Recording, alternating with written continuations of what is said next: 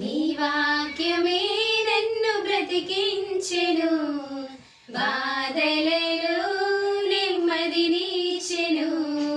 నీ వాక్యమే నన్ను బ్రతికించెను, బాధలలో నెమ్మదినిచ్చెను. కృపాశక్తి దయా సత్య సంపూర్ణుడా, వాక్యమై ఉన్న యేసు వందనమయ్యా. కృపాశక్తి దయా సత్య సంపూర్ణుడా, వాక్యమై ఉన్న యేసు వందనమయ్యా. నీ వాక్యమే